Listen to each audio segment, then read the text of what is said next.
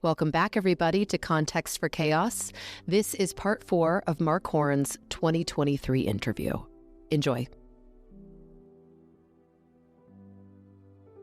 There are stories of, there's a very famous rabbi, Joseph Caro, and there's a record of one Shavuot, one Pentecost, when he was with a group of people studying, and voices came through him. He was possessed by an angelic being called a Magid. And this Magid spoke through him to the assembled crowd, because this is also a practice within Judaism that is channeling other beings for information. And that can happen on Pentecost if you have cleared your channels. Okay, I have a question. I'm sure you have lots of questions, yes. I know. Yeah. This is some high-minded and fascinating information, but you just reminded me that whenever I've talked about angels with Jewish people, they'll say there's no mention of angels in the Jewish Bible, that it's not within their faith or tradition. Can you explain your perspective on angels? Right, and if you talk to most Jews, they'll say, well, there's no real talk about an afterlife. There's no hell. There's no heaven. And in Kabbalistic Judaism, all of these things are discussed, but they're discussed as, we'll call them metaphors, not actual places. There's a very famous story about 4 rabbis who did certain meditation practices, and it describes what they do. And one of the things that these meditation practices do is they take you up through the different energetic centers of the Sephirot, and these can be experienced mentally as places or as people or as angels, right? When you encounter them. And one of the things that is part of the goal, so there's, in Kabbalistic Judaism, there's something called Merkava mysticism. Merkava is, here it comes, the chariot. The word Merkava means chariot. And the goal is to sort of make your spirit or your body and soul a chariot that takes you up to experience the higher realms. And these were 4 rabbis who were doing this Merkava meditation, and they got to a place that is referred to as the garden. So it is return to the Garden of Eden. And all of them had an experience, but not all of them were ready for the experience. This is one of the reasons why traditionally in Judaism, Kabbalah was not taught to everyone, because one of the rabbis died while he was having this experience. One of the rabbis went crazy. One of the rabbis became a heretic. And the 4th rabbi, very famous, considered one of the great rabbis of that period, came in peace and left in peace. He knew how to move in and out of that experience without it damaging him. And this text, this story of these 4 rabbis, is why most people, if you go to a rabbi and say, I'd like to learn Kabbalah, they will say, well, you're not ready yet. And traditionally, in order to be ready, you had to be, well, first, because we're talking Judaism of previous centuries, you had to be a man. Second, you had to be married, and obviously to a woman, over the age of 40, and you had to be an observant Jew, of course. But why did you have to be married and over the age of 40? I mean, remember, there's a lot of sexuality in the cards, if you look at them. If you don't have a place for this sexuality to go in a way that is sacred, you will do things that are not permitted. For example, within Judaism, you are supposed to, on Friday night, if you're married, the wife and the husband are supposed to have sex because it is a rejoining of the divine masculine and the divine feminine. Because within Judaism, we're in Kabbalistic Judaism, the divine, I don't like to use the word God very much, the divine is beyond gender. It includes male, it includes female, but it is beyond both of them. And there are lots of variations in between. And towards that end, I just want to note that the Talmud actually recognizes 6 genders. You couldn't learn this stuff for the longest time unless you met all of these conditions. And it is still true that if you're not ready, there are energies that can really sort of mess you up. And that's one of the reasons why the Omer practice is important. Because in order for you to do some of the deeper practices of climbing or doing the Merkava meditations to climb the tree, you will encounter things that will throw you and can possibly do you damage. So it's important to purify and cleanse all of your psychic energy so that once you're purified in this way, you're better able to hold the energy that is coming at you. Because as I say, there's 3 energies at the top. When they come down, it's like the lightning flash in the tower. If your vessel is not strong enough to hold that energy, you can shatter. So it's very important to do the work to be able to hold the energy. I love how you explained that. And you could say that about anything that you think you're ready for, but you're not maybe ready for. I like to talk about the energy of love as an energy you're working through or an energy you're learning how to hold because it's very important to all of us. And if you're not ready to receive love or you're still working through your reactions and expectations of love, then you're probably going to have similar dynamics from one partner to the next until you're able to handle both loving another for who they are and loving yourself for who you are, which is why it has to be a process. If you don't know why you're worth loving or you don't know how to love yourself, you tend to try to prove yourself to everyone or live up to expectations that may not mean anything to you. So it continues this feeling of emptiness, and that's when love can really break you. Sort of like how the spiritual path can break you if you go too fast.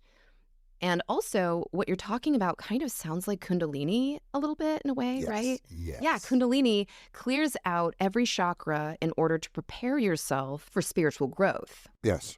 So, when we're working with the Tree of Life and the Sephirot, each path is a pair, which is why in your exercises, we use 2 cards at a time. Can you explain why these paths work in pairs? So all of the Sephirot interact with each other. It's an energy system. And so the truth is, anytime you touch one of them, you really are touching all of them. But the way that it's conceived is that they are in an array, that if they were out of this particular array, there would be an imbalance that could be unhealthy.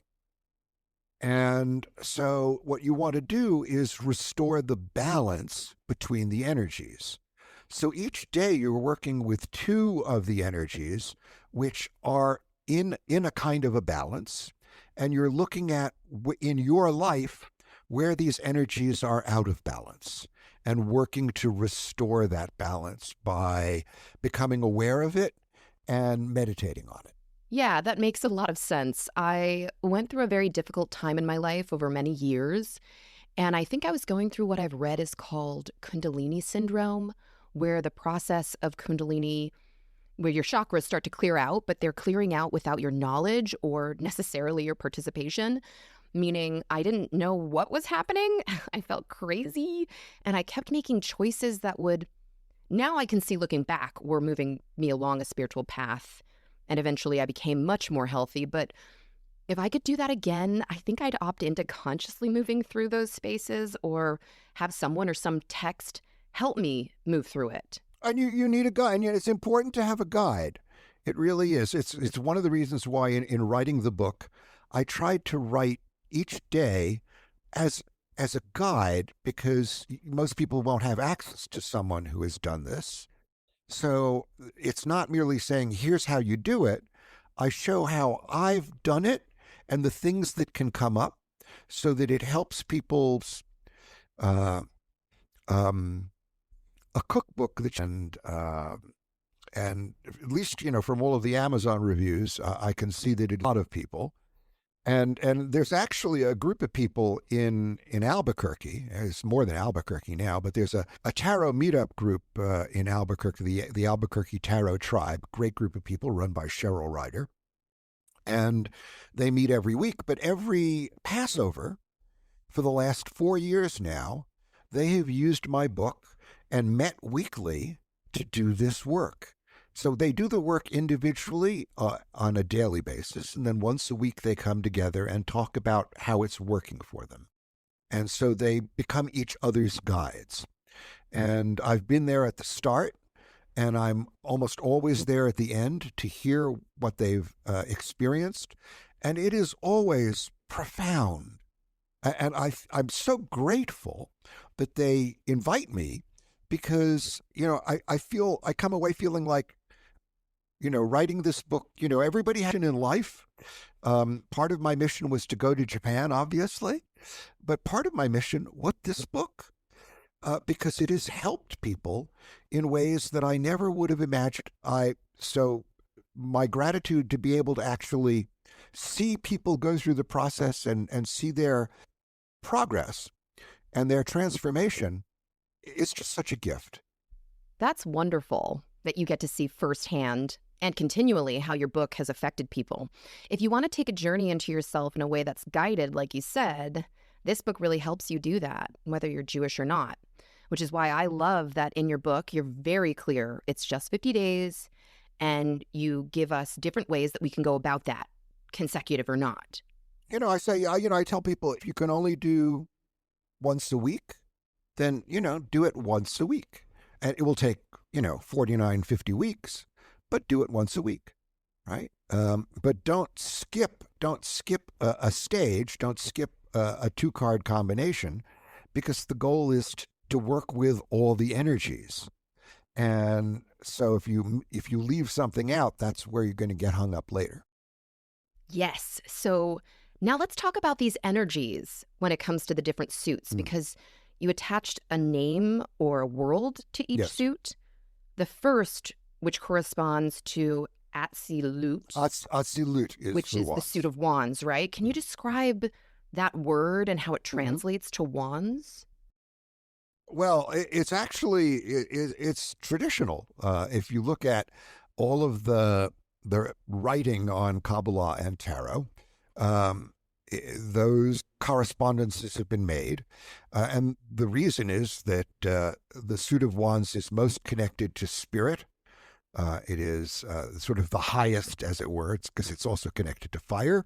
And the world of Atzilut. So in Kabbalah, there's also an idea that there are four worlds. And that's a simplification, but that there are four different levels, as it were, and so there are really four trees, and they go from the top all the way down to the bottom. It's like, imagine, in order to get from Ein Sof, or to get from Nirvana to this glass that I'm holding, right? In order to get from sort of the divine no-thingness to material reality, right? You have to go through lots of steps. I refer to it as, you think about the energy that is generated from a transformer, and then it goes through step-down transformers so that because if you were to touch the energy that comes from a power plant, you'd be electrocuted. But if you plug your computer into the wall socket, you have the power that works for the computer. It's not going to fry it. And that's what these different worlds are. These are the sort of transformers, this divine energy, so that it moves from that which we cannot really perceive to material reality. Thank you for joining us. And until next time, as above, so below, blessed be.